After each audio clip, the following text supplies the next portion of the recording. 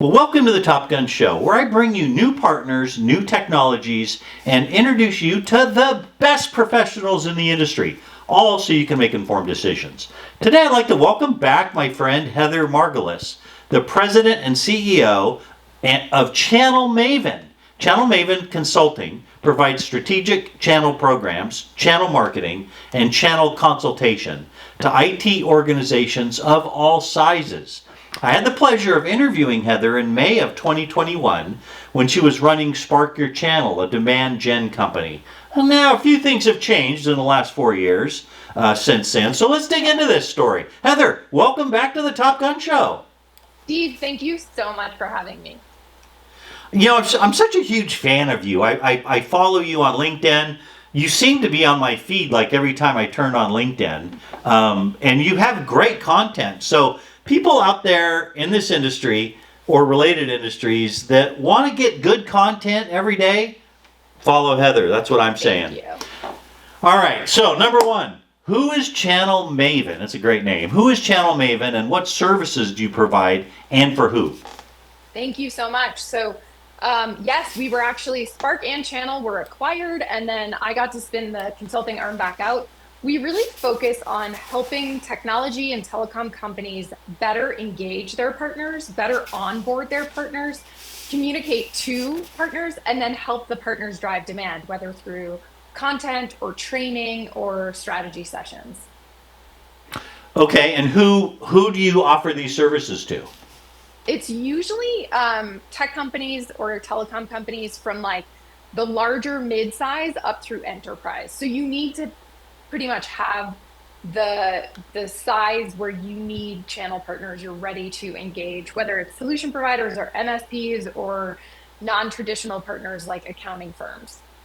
Got it. Good stuff. Good stuff. Well, I went back and watched our interview of May of 2021 a few minutes ago, and it was a fun interview. I mean, you did have great energy and all that, but it's kind of fun to instantly fast forward a little over 4 years and talk about what we've learned and what's happened and all that. So, what has happened in the last 4 years with you? What hasn't happened, Steve? So I was building Spark Your Channel while running Channel Maven. I never suggest running two companies and raising money at the same time. I think I had a 6-month-old and or 1-year-old and a 5-year or 4-year-old at the time. They're now 6 and 8. And I became an employee through the acquisition, was the head of marketing for 360 Insights, which loved the experience, but realized I am an entrepreneur at heart, and that was not where my heart was. And negotiated with them to let me spin it back out. I also am very, very amicably divorced, but it's amazing being a single parent 50% of the time and starting a company. Whereas when I started Channel Maven the first time, it was just me and my then husband, like sitting there starting companies and able to work as many hours as necessary. That's great. That's great. Now, you mentioned divorce. I got to say, people, LinkedIn is not a dating site. It's a professional site. Or So, TikTok, please stop. yeah, yeah. Okay, well, let's talk about other changes. What shifts have you seen in the channel, in Yep. alliances, and in partnerships in the past few years? I mean, so many things. I feel like the power moved from the tech companies to the partners. Now there are so many different technologies offered that if you want your partner's attention, it's much more about ease of doing business. There are different partner types, like marketplaces are all over. MSPs are much more involved in the channel than VARs. And we're just seeing a lot more flattening of tiers. You know, we used to have the medallions, right? You were a platinum, gold, or silver level.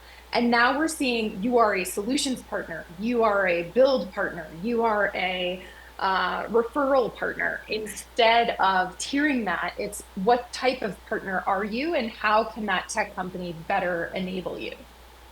Yeah, that's good. That's good. That's a good quick synopsis, actually. Very accurate.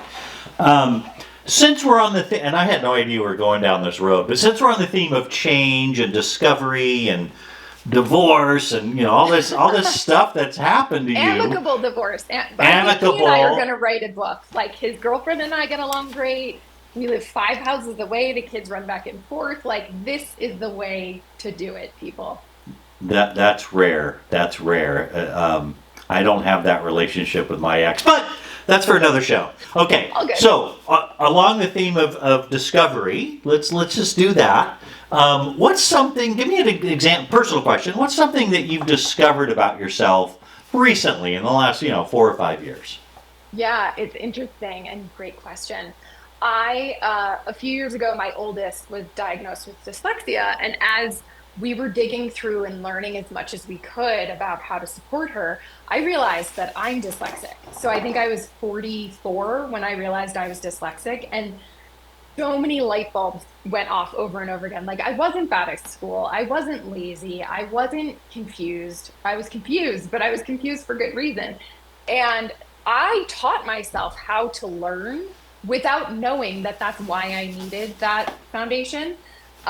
And a couple of things, like as I've learned more and more about people who have dyslexia, and the benefits are pattern recognition, the ability to think forward or apply what's in one industry to another, which is why I'm such a good consultant, because I just ideate all the time. Like, my brain's constantly going. If it's verbal ideation, if I have to read or write it, that's where my challenges lie.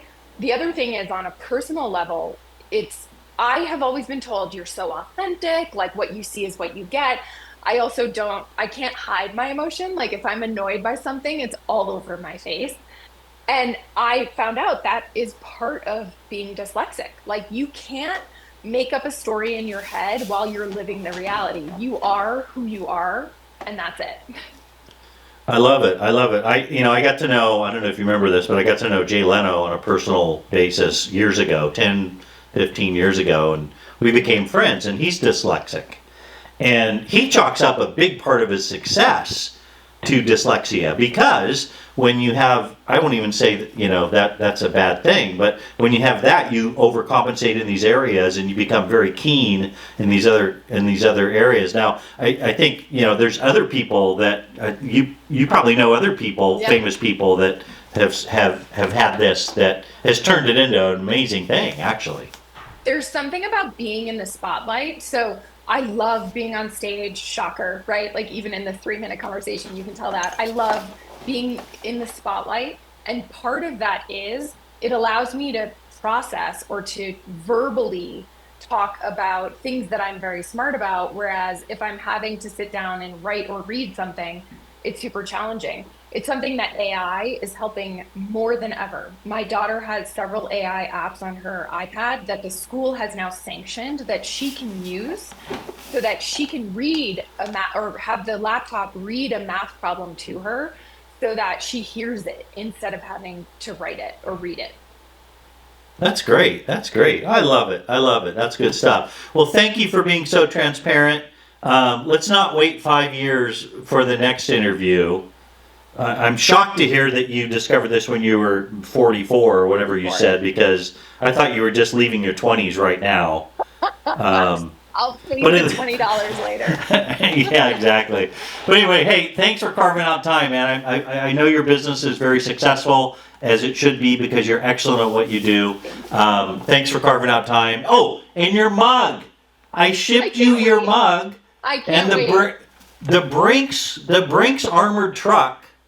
They called me the other day and said that they ran into snow. They're not quite there yet, but you'll get your mug. And I don't know how you've been so successful without a mug, but when you get it, it's going to catapult you. I cannot wait. I'm so excited. Steve, thank you so much for having me, and thanks to everyone for listening.